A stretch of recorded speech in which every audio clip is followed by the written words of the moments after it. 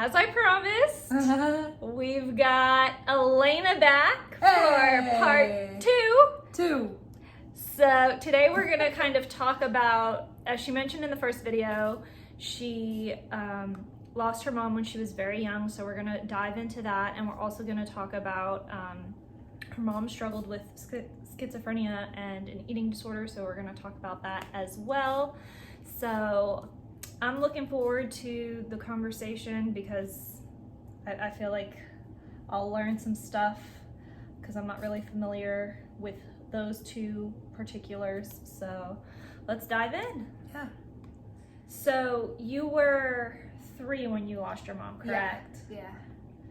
So do you remember that? Like, how did that affect you being so young? I do. I don't have like a ton of memories with my mother. I have a few like instances of things that happened, but I do remember like vividly like the day that she did pass away. I just, remember her one minute looking into her room and she was laying in bed with her glasses on and she was reading a book, and then like I closed the door and I heard a noise and she, I guess, had like fallen out of the bed onto the floor, and so I'm gonna get emotional right now. Yeah. Yeah, I just remember seeing that, and then I went to go tell my grandparents, that she was on the floor, and they started, like obviously kind of freaking out, Right. And then my grandfather tried to give her CPR, but it didn't work, and I remember the ambulance coming and the guys taking her out on a stretcher. I remember the keys jangling in this guy's back pocket, and the ambulance going down the street, and my uncle trying to my uncle was living with us at the time too, and he tried to distract me by taking me out to the driveway and playing basketball or something, So, but I definitely remember that very vividly. Yeah. Would you say that because I know you mentioned last time too that you have some PTSD, do you think that stems from that trauma? I think, yeah, some of it, yeah, for sure. I don't know, it's just for a child to see that, or, to witness their parent, pass away is really kind of heavy. Yeah. Especially when you're that young, you don't completely understand. I think my grandma had told me at one point that she was gonna come back, but and I believed her, and I thought she was gonna come back for until I was 6 years old, and I was like, she's not coming back, is she? And so that really tore me apart. Yeah. You know what I mean? Well, in a situation like that, from your experience, because as I mentioned, we are not licensed counselors, we are just sharing our experience, or rather Alayna is sharing her experience and what worked for her. Would you have rather been told the truth right out of the gate than been told that she was coming back, or I think so. Yeah. Because I honestly believed it. I truly must have felt like losing her twice. Yeah, it kind pretty much. You hit the nail right on the head there, man. I can't imagine that. Yeah. What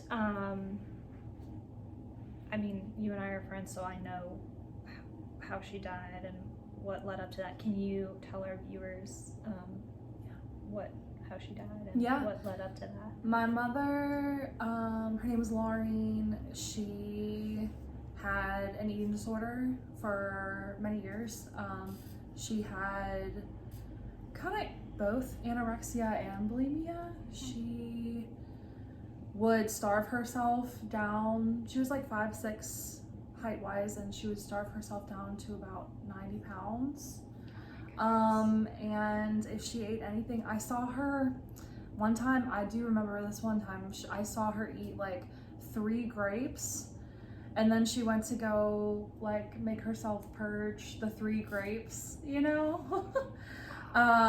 I just remember her like sitting on the edge of the tub, and like, you know, her hair was thinning, because if you have an eating disorder, like your hair will start to thin and fall out. And she was like, you know, pulling the hair out of her head, and like she was looking at it and just bawling and like putting it in the tub and stuff. And I felt really bad for her, you know, even though I didn't completely understand, because I was like 2 or 3, but I just felt like I just felt a sadness for her. Yeah. You know? Of course. And she was my hero, and she was my mother, and I just like, I don't know, I didn't want her to be sad. Yeah. You know? Yeah, it's hard to see a parent or caregiver struggling when you're a child. Yeah. You know, because it does kind of reverse the roles a little bit. Yeah. Because it makes you want to rescue them and help them. And, and, you know, it should be they're rescuing, helping you as a child. Yeah, my grandparents also probably felt the same way. For them to, like, you know, lose a child, you know, and watch her go through that. Yeah. And everything. Did you ever struggle with an eating disorder, or did kind of seeing her experience make you stay clear, or? I went through something, I went through, when I was like 10 years old, I was like going through something, you know, I think I just like, I don't know, just like the pressure of growing up, and like, you know, I feel like kids are going through puberty like earlier and earlier, you know? I literally was just having this conversation the other day with someone, and, you know, I was one of the first out of my friends to start developing, and it's tough. Yeah. You know, it's hard when you don't look like your friends anymore, and you look more like a woman than they do. Yeah. And would seeing your mom's struggle, did that kind of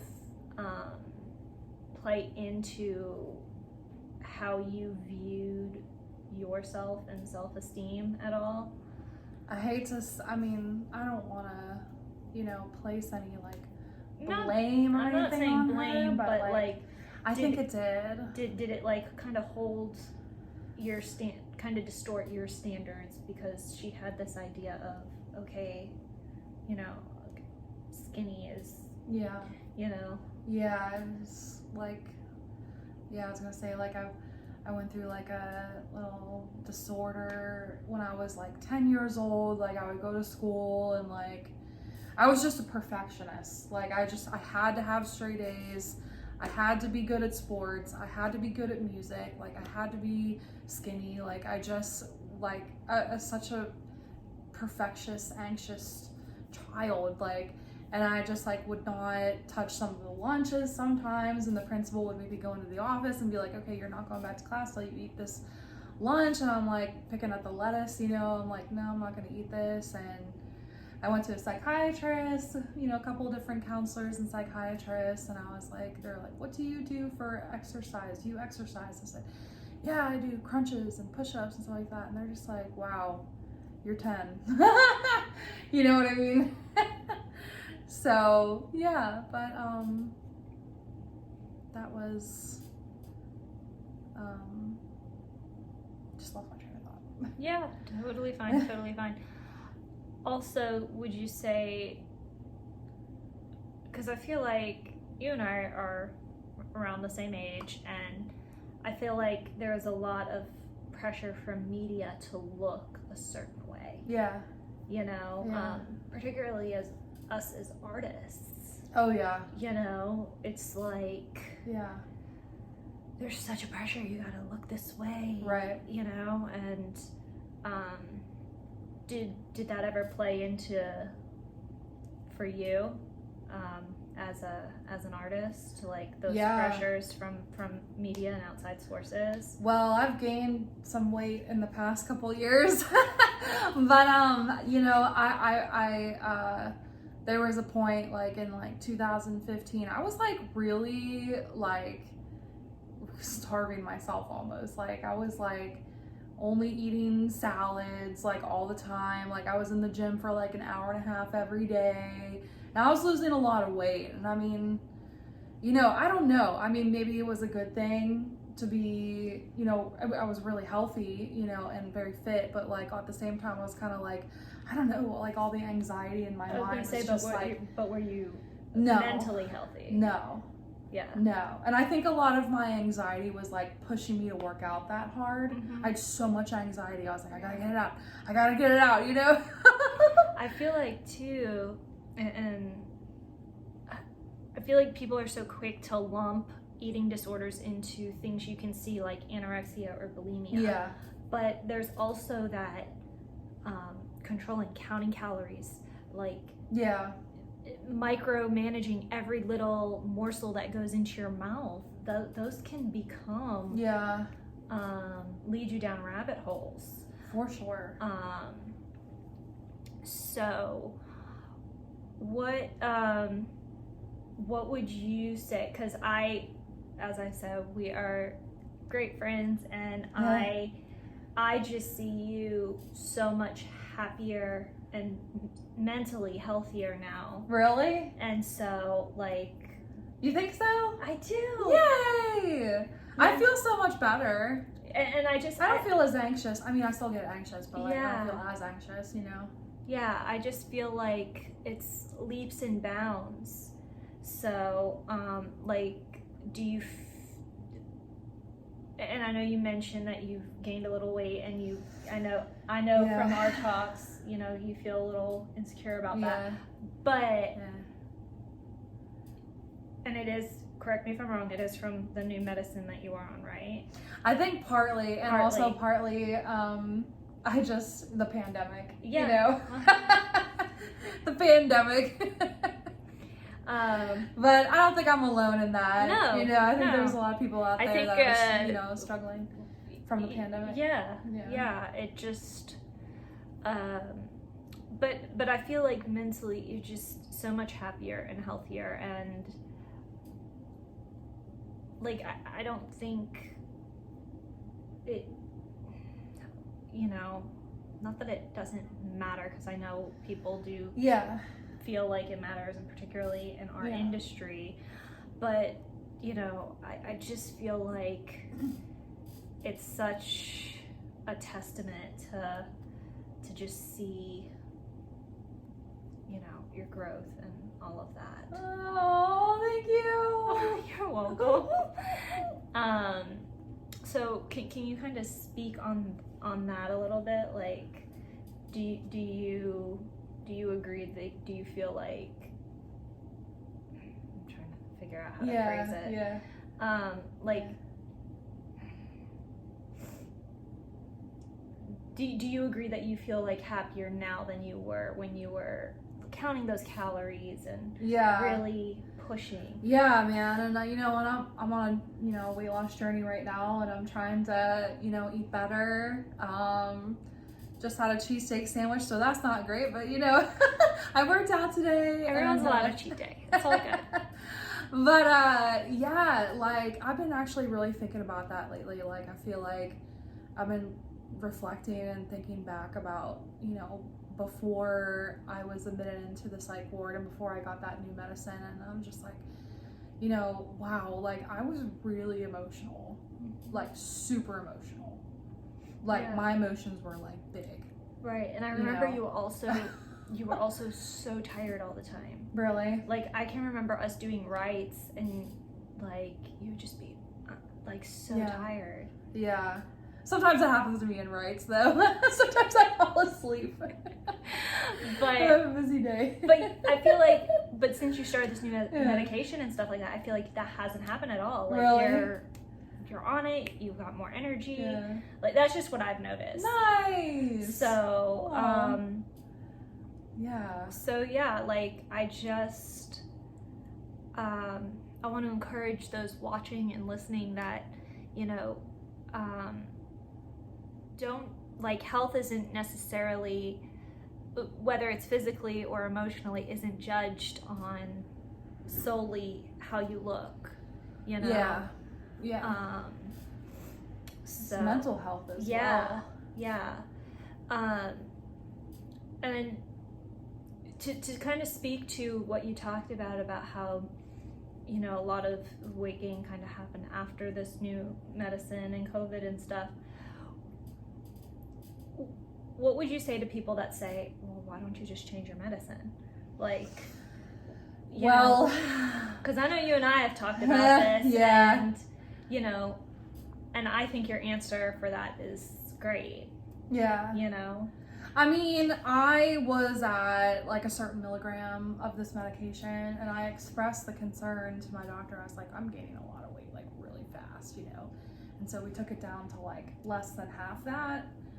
But I mean, I've come in there, you know, just to check up a few times since I've started taking it, and like I'm doing so well that they're like, you know, we don't want to mess with it, you know, if this is really helping you and you're doing well, like, you know, just switching pills is like, it's kind of a thing. And I don't know if people realize that, because I remember like when I worked at a certain job, like, I won't say the job, but I was like really struggling with, I had just found out I had PTSD, and I was experiencing so many emotions and emotional dysregulation and all of that. And a manager just like passed by, and I was like feeling really anxious. He was like, there's a pill for that, you know? And it's just like, it's not that simple. Like, I feel like, you know, a lot of my doctors were like kind of afraid to throw me on everything all at one time. So that's why they were kind of slow and building it up, you know, like one thing at a time. Like, okay, we'll try you on this antidepressant and see how that goes. And then after that, maybe we can try an anti-anxiety medicine. You know what I mean? So it's, because it is a process. It's a process. It's not, and I have never taken medication, although I am an advocate for it if it's needed and prescribed. I know so many people that, you know, live full, happy lives with mental illnesses because they are on medication. Yeah. So don't be afraid of it. Don't be ashamed of it. But what I have heard from these people is that it is a very long process.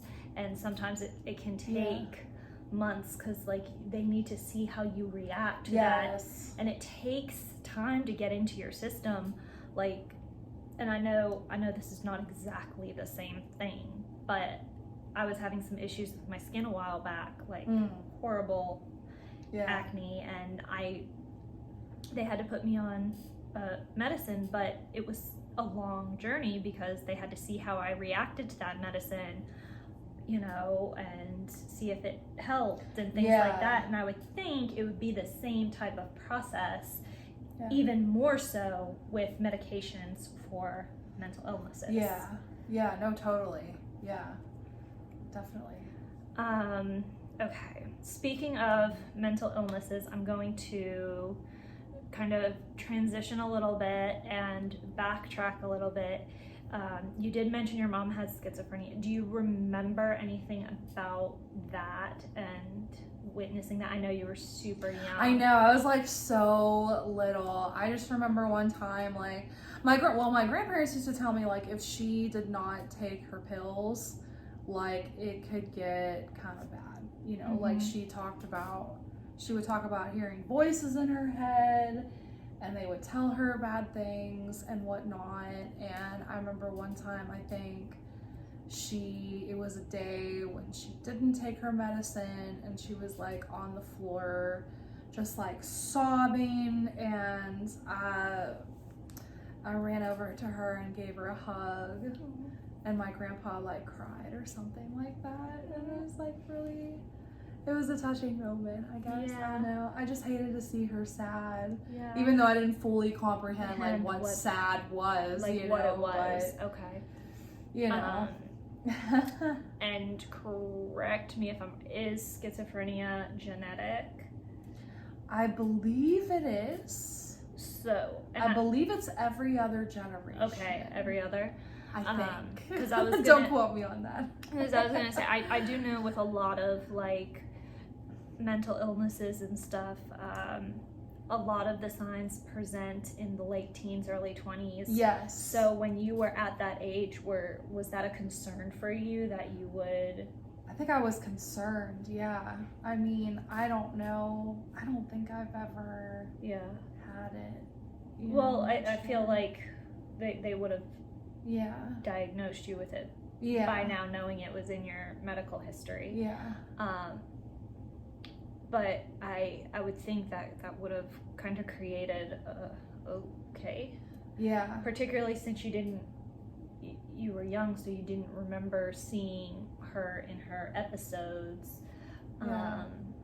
Because I think my grandma told me that she was like in college or something, or she was like 24 when it really started happening to her. Mm-hmm. And then I had one doctor say to me, well, she didn't really have schizophrenia. And I was like, how do you know that? And they were like, well, sometimes when you have an eating disorder, schizophrenia will appear with that as well. So I didn't know that. Interesting. I mean, I could see how that would, because you're starving yourself and stuff like that, so I could see how that would play with the mind. Yeah, I'm not too sure about that. I don't know the correct answer, for that, but it is interesting. Yeah. I never had anyone tell me that before. Is there any other history aside from your mom with the schizophrenia? Man, I don't know. I'm not sure. I think my grandparents kind of kept a lot from me. You know? I know my grandma, she had bad anxiety. Really, really bad. And she would not go get help for it. She would not go get medicine. It was just like, she was like that like every single day. And I think that I think that it affected all of us. Yeah. Honestly. Yeah. So I think it's super important to, go out there and get help if you need it, Yeah, and with regards to that, I will normally always put links to mental health resources, but with this week's video, I will also put some links for eating disorders and things like that, if that is something you are struggling with. And that'll be in the description below. Let's switch it up to a lighter note. Okay. Is there? I feel like we've dove into some heavy stuff. Yes. So yes. And I like to always try to leave things on a light and happy note. Is there any new music or anything? Oh, yeah. Exciting that viewers can keep an eye out for? Yeah, man. I have a single out right now. It's called Lone Wolf. Okay. It's on Spotify. And then I had a single. It was actually my wedding song for Adam. Yes. You were at my wedding. I was. Yeah.